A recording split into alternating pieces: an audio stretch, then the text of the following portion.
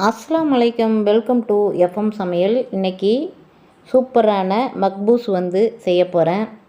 அருமையாக இருக்குங்க. இது பசங்களுக்கெல்லாம் ரொம்ப ரொம்ப பிடிக்கும், பெரியவர்களுக்கும் அதை விட பிடிக்கும்.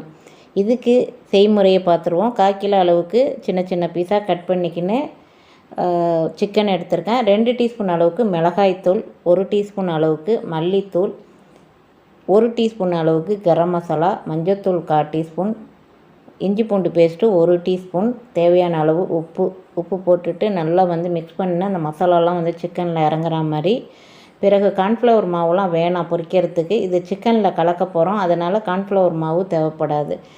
ஆயில் மட்டும் 2 டீஸ்பூன் அளவுக்கு ஆயில் மட்டும் சேர்க்குன்னு அந்த மசாலாலாம் பிடிக்கிறதுக்கு அந்த ஆயில் சேர்க்கணும்.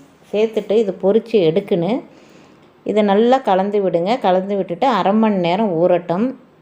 ஊறின பிறகு தான் இதை பொரித்து எடுக்கணும். ஒரு 2 டீஸ்பூன் அளவுக்கு ஆயில் சேர்த்துருக்கேன். இதுக்கு தேவையானவை, மக்பூஸ்க்கு தேவையானவை 2 வெங்காயம், ஒரே ஒரு தக்காளி, முந்திரி, பச்சை மிளகா, லெமன், புதினா மல்லி, உருளைக்கிழங்கு 2 சின்ன சின்னதாக கட் பண்ணி தண்ணியில் போட்டு வச்சுருக்கேன்.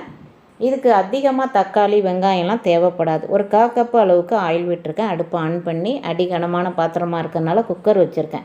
நீங்கள் கொஞ்சம் அடிகனமான பாத்திரமாக இருந்தால் கொஞ்சம் நீங்கள் வச்சுக்கோங்க. எந்த பாத்திரமாக இருந்தாலும் பரவாயில்ல. கொஞ்சம் லேசான பாத்திரம் இல்லாமல் அடிகனமான பாத்திரமாக இல்லாமல் இருந்தாக்கா அந்த அடி பிடிக்காது. அதனால் அந்த பாத்திரம் நம்ம வச்சுக்கிறது நல்லது. இப்போ சிக்கனை எடுத்து பொரிச்சுப்போம். பொரித்து எடுத்துட்டு 3/4 பதத்துக்கு பொரித்து எடுத்துக்கின்னு இது ஃபுல்லாக பொரித்து எடுக்கக்கூடாது. ரைஸில் வேக விடும் போது ஃபுல்லாக வெந்து வந்துடும். மொறுமொறுப்பாக இது பொரிக்கக்கூடாது. 3/4 பதத்துக்கு பொரித்து எடுத்துட்டு அடுத்தது உருளைக்கிழங்கையும் போட்டுடுவோம். உருளைக்கிழங்கு போடும்போது 1 டீஸ்பூன் அளவுக்கு மிளகாய்த்தூள் சேர்த்துருக்கேன். மிளகாய்த்தூள் இல்லை, பிரியாணி தூள் 1 டீஸ்பூன் சேர்த்துருக்கேன். அதில் கொஞ்சமாக தண்ணி சேர்த்து அந்த கிழங்கு நம்ம பொரித்து எடுக்கும் போது மசாலா அந்த கிழங்குக்கு மேலே ஊற்றும் போது அந்த கலர் கொடுக்கும் நமக்கு. அதனால் அந்த அப்பங்க இந்த பிரியாணி மசாலா 1 டீஸ்பூன் சேர்த்தா போதும். அதிகமான மசாலா, வெங்காயம், தக்காளி இதெல்லாம் தேவைப்படாது. மக்பூஸ்க்கு சூப்பராக இருக்கும். ரொம்ப விரும்பி கேட்பாங்க. நம்ம ரொம்ப நேரம் பிரியாணி செய்யணுன்னா டைம் எடுக்கும், டேஸ்ட்டு வராது, இப்படி குழப்பமாக நமக்கு செய்ய தெரியாதே அப்படின்னு உள்ளவங்க மக்பூஸ் செய்திடலாம். இந்த ஆயில்லே அடுப்பு ஆன் பண்ணியிருக்கேன். 2 பிரியாணி இலை, ஒரு சின்னதாக 2 பட்டை, 3 கிராம்பு, 3 ஏலக்காய் போட்டிருக்கேன். 1/4 டீஸ்பூன் மிளகு, 1/2 டீஸ்பூன் ஜீரகம், 1/2 டீஸ்பூன் பெருஞ்சீரகம், முந்திரி 6 சின்ன சின்னதாக கட் பண்ணிக்கணும். முந்திரி நல்லா சாப்பிடும் போது நம்மளுக்கு கடித்து சாப்பிடும்போது முந்திரி சூப்பராக இருக்கும். முந்திரி கண்டிப்பாக போடுங்க. அப்படி இல்லைன்னா வேணாம், முந்திரி நீங்கள் போட வேணாம், இருந்தால் போடுங்க, டேஸ்ட்டு கூடுதலாக இருக்கும். வெங்காயம் 2 பச்சை மிளகா கீரி போட்டிருக்கேன். நீங்கள் அப்படி வேணாம் அப்படின்னு நினச்சா காரமே இருக்காது. காரம் வேணாம் அப்படின்னு நினச்சாக்கா நீங்கள் பச்சை மிளகாவை முழுசாக போட்டுக்கலாம். இப்போ புதினா மல்லியும் சேர்த்து நல்லா வதக்கிக்கின்னு நல்லா வதங்கின பிறகு தான் தக்காளி சேர்க்கணும். தக்காளியை சேர்த்துட்டு தேவையான அளவு உப்பு சேர்த்துக்கின்னு உப்பு சேர்த்து நல்லா வதக்கி விடணும். நல்லா குழைவாக இது வதங்கி வரணும். வெங்காயம் தக்காளியை நல்லா வதக்கி விடணும். வதங்கின பிறகு லெமன் பாதி பிழிஞ்சு விடணும். நான் 1 கட் பண்ணி வச்சுருப்பேன், பாதி லெமன் போதும். 1/2 கிலோ ஜீரக சம்பா எடுத்திருக்கேன், அரைப்படி அளவுக்கு. அதை ஒரு 3 முறை வாஷ் பண்ணிவிட்டு ஒரு 10 நிமிஷம் ஊற வச்சுருக்கேன். தேவையான அளவு உப்பு சேர்த்துக்கங்க. கரெக்டாக இருக்கான்னு செக் பண்ணிக்கங்க. உப்பு தான் கரெக்டாக இருக்கணும். காரம், அந்த உப்பு இதெல்லாம் கரெக்டாக இருக்குன்னு எனக்கு கரெக்டாக இருந்துச்சு. இதில் நல்லா வதக்கி விட்டுக்குன்னு பிரியாணிக்கு தயிர்லாம் சேர்ப்பாங்க. இதுக்கு தயிர்லாம் சேர்க்க வேண்டாம். இதுக்கு மசாலாவும் அதிகமாக இருக்காது, வெங்காயம் தக்காளியும் அதிகமாக இருக்காது. நல்லா வதக்கி விட்டுட்டு உருளைக்கிழங்கும் சிக்கனும் சேர்க்கணும்.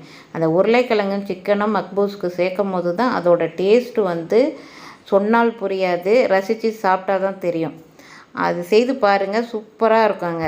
நல்லா கலந்து விட்டுட்டு அந்த எண்ணெய்லாம் பிரிஞ்சு வர ஸ்டேஜில் தண்ணி விடணும். தண்ணி அரைப்படிக்கு 1 படி அளவுக்கு தண்ணி விட்டுருக்கேன். தண்ணி விட்டுட்டு நல்லா கலந்து விடுங்க. கலந்து விட்டுட்டு மூடி போட்டு மூடிட்டு நல்லா கொதி வந்தோடனே ரைஸ் எடுத்து இதில் போட வேண்டியது தான். அரிசியை போட்டுட்டு கலந்து விடணும்.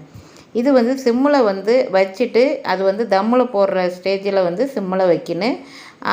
நம்ம சமைக்கும் போது ஹையில் இருக்கட்டும். கிட்டேயே இருந்து சமைக்கணும். அதுதான் முக்கியம். அடி கனமான பாத்திரமாக இருந்தால் ரொம்ப நல்லது. நம்ம வந்து அடி கனமான பாத்திரம் சில்வர் பாத்திரமாக இருந்தால் அடி பிடிக்கிறதுக்கு சான்ஸ் இருக்குது. அதனால் வந்து அடி கனமான பாத்திரமாக இருந்தால் பிரியாணிக்கெலாம் வந்து சூப்பராக இருக்கும். ரைஸை எடுத்து போட்டு கிளறி விடுங்க. கிளறி விட்டுட்டு மூடி போட்டு மூடிட்டு இடையிலையும் நம்ம வந்து கிளறி விடணும். தம்மில் வர வரைக்கும் நம்ம வந்து எதிர்பார்க்காம இடையிலையும் கிளறி விடணும். சூப்பராக இருக்குங்க. இந்த மக்பூஸ் வந்து சூப்பராக இருக்கும். லஞ்சு பாக்ஸுக்கும் செய்து கொடுக்கலாம். நம்ம வந்து பிரியாணி செய்கிறதுக்கு நமக்கு செய்ய தெரியலன்னா இந்த மக்பூஸ் வந்து ஈஸியான முறையில் ஒரு 1/4 மணி நேரத்தில் செய்திடலாம். சூப்பராக ஒரு 20 நிமிஷம் தான் டைம் எடுக்கும், அதுக்கு மேலே எடுக்காது. சூப்பராக இருக்கும்.